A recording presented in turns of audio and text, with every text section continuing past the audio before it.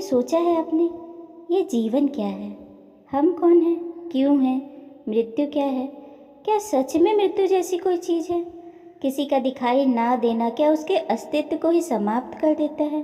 अगर ये सच है तो जो लोग हमसे बहुत दूर हैं, जिन्हें कई कई सालों तक हम नहीं देख पाते, मिल नहीं पाते, बातें भी बमुश्किल ही होती हैं, फिर भी हम संतुष्ट होते हैं कि वो जहाँ भी हैं खुश हैं, कभी न कभी हम उनसे मिलेंगे।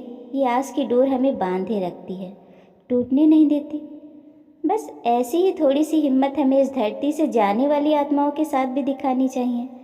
मानना कि मुश्किल है, पर नामुमकिन नहीं।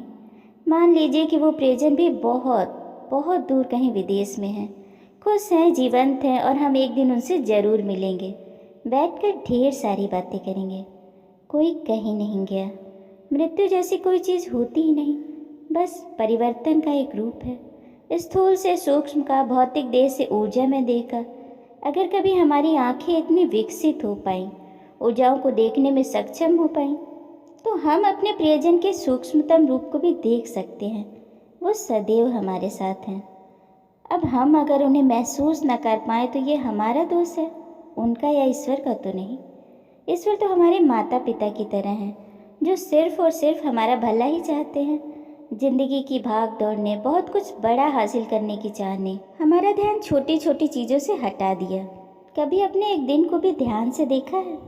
हर सवेरा हमारी आंखों के सामने से यूं गुजर जाता है जैसे कुछ भी तो नहीं हुआ। इसमें भला क्या खास है? फिर एक दिन की शुरुआत होती है।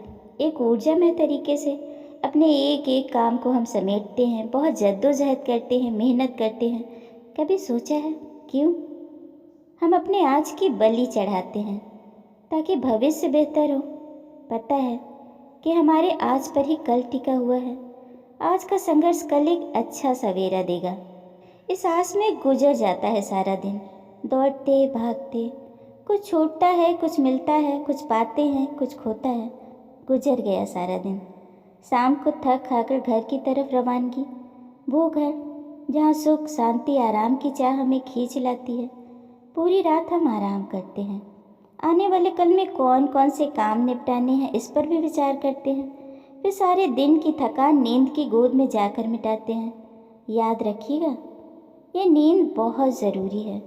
हमें ऊर्जावान करने में, शांति देने में इसका बहुत बड़ा रोल होता है। खैर, फिर हम एक और सवेरे की ओर बढ़ते हैं। एक नया सवेरा हमारा इंतज़ार कर रहा है।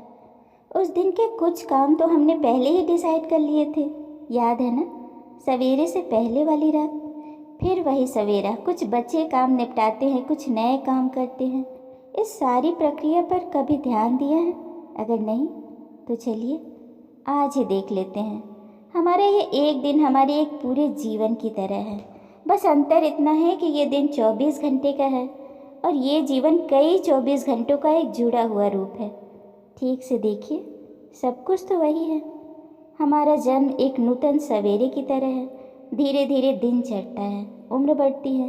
कुछ पिछले जीवन के पेंडिंग कामों को निपटाते हैं, कुछ भविष्य के लिए नया सृजित करते हैं। इस पूरे जीवन में बहुत कुछ पाते और खोते हैं और अंत में थक कर अपने घर यानी कि आत्मा लोग वापस लौटते हैं। घर की तरह ही वहाँ भी सुख, शांति और आराम करते हैं, एक पूरे जीवन की थकान मिटाते हैं। बस अंतर इतना है कि धरती पर एक दिन की थकान मिटाते हैं और आत्मा लोक में जीवन भर की। धरती पर हमारा एक जीवन पूरे एक दिन की तरह ही तो है, सब कुछ वैसा ही। और आत्मा लोक में हम अपने जीवन की पूरी रात गुजारते हैं, थकान मिटाते हैं और ये सोचते हैं कि अगले जीवन में क्या क्या काम निपटाने हैं। सारी थकान मिटाकर, पुरानी गलतियों से सीख लेकर एक नए लक्ष्य पर नई उम्मीद के साथ निकलते हैं और फिर एक नए सवेरे की शुरुआत होती है, व्यक्ति का नया जीवन। अच्छा, एक बात और, रात को जब हम सोते हैं होश भी नहीं होता कि पास से कौन गुजर गया। तो क्या हम खुद को मरा हुआ मान लेते हैं? क्या सच में हम रात को मृत्यु की गोद में थे? नहीं ना, बस सो रहे थे, एक नए दिन के लिए ऊर्जा एकत्रित कर रहे थे। हम तब भी जीवित थे और हम आगे भी जीवित रहेंगे, चाहे वो 24 घंटे की रात हो या फिर एक पूरे जीवन की रात। हमारा अस्तित्व कभी नहीं मिटेगा, हम कभी नहीं मरेंगे। एक 3-4 साल के बच्चे को अगर ध्यान से देखेंगे तो उसे पता भी नहीं होता कि उसे स्कूल क्यों भेजा जा रहा है। कुछ देर के लिए बच्चा बनकर सोचिए जरा, ये मम्मी पापा मुझे स्कूल क्यों भेजना चाहते हैं? पढ़ने से क्या होगा? किसी ने समझाया उसे, तुम बहुत कामयाब इंसान बनोगे, तुम्हारा भविष्य अच्छा होगा। अब ईश्वर भी तो हमारे माता पिता की तरह ही है ना, वो भी तो चाहते हैं कि हमारा भविष्य बेहतर हो, हम तरक्की करें, ऊंचे से ऊंचे मुकाम को हासिल करें।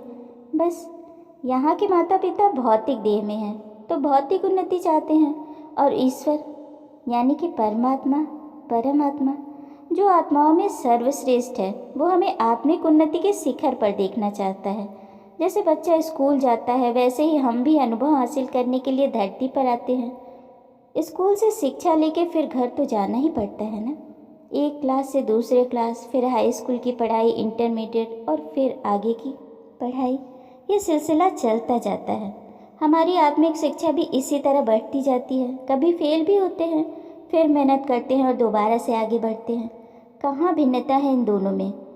जैसी हमारी दिनचर्या वैसा ही तो हमारा जीवन भी है, चाहे वो भौतिक जीवन हो या फिर एक आत्मिक जीवन, कोई अंतर नहीं है, सब कुछ एक जैसा है।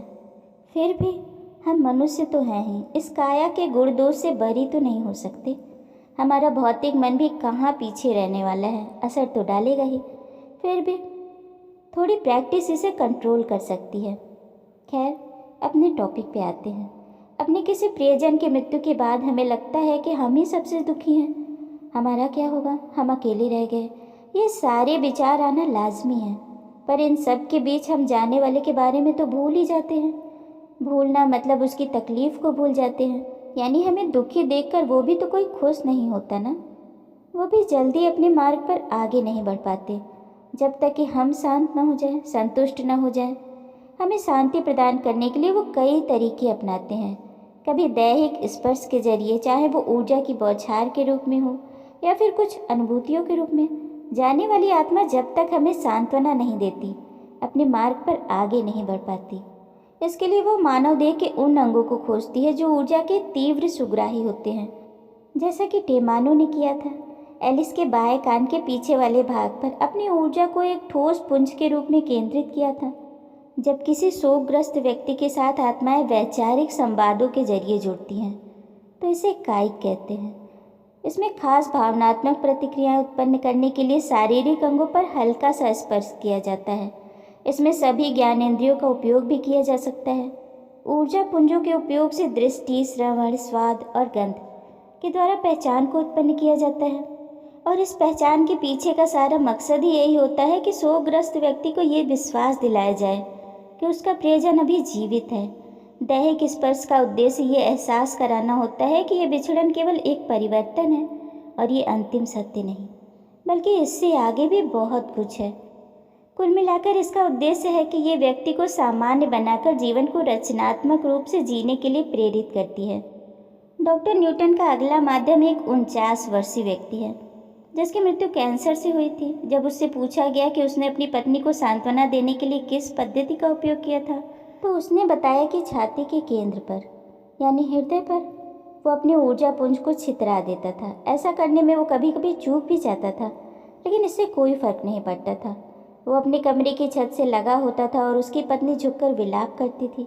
जब वो पहली बार ऊर्जा पुंज को बिखराता था तो उसकी पत्नी, जो झुकी हुई अवस्था में होती थी, वो सीधी होने के लिए मजबूर हो जाती थी और इसके बाद गहरी सांसें लेती थी और कुछ महसूस सा करती थी।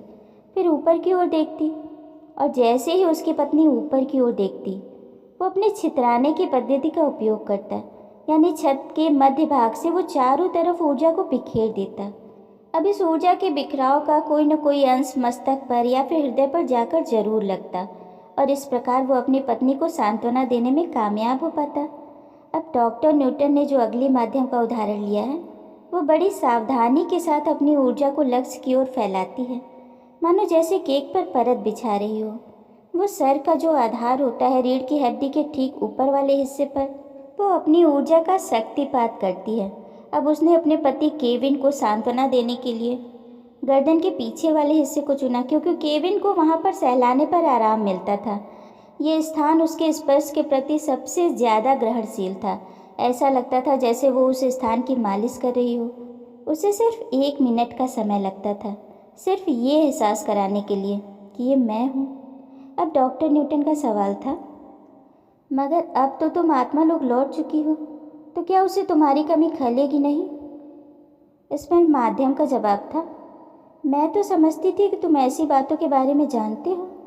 यह समझ लो कि वह जब भी दुख के सागर में डुबकियाँ खाएगा और मुझे पुकारेगा, मैं वापस आ सकती हूँ।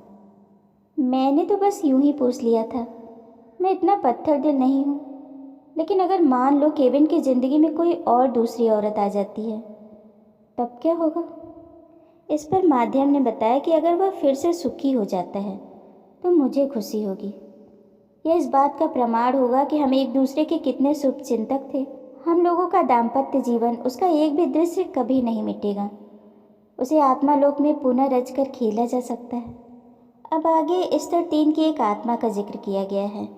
उसने बताया कि ये उसके शब्द थे, मुझे बुरी तरह से रो रहे लोगों के द्वारा रोका नहीं जा सकता था।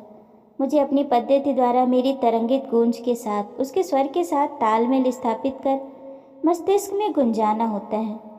इस प्रकार मैं अपनी ऊर्जा को समानांतर बनाकर अपनी सुगंध को उनके शरीर में मिला देने का कार्य करती हूँ, और वे बहुत जल्दी ही कारण जाने बगैर विलाप करना बंद कर देते हैं। अब कुछ आत्माएं वस्तुओं के जरिए अपने जीवन साथी को सांत्वना देने का प्रयास करती हैं। इसके बारे में हम अगली कड़ी में डिटेल से जानेंगे।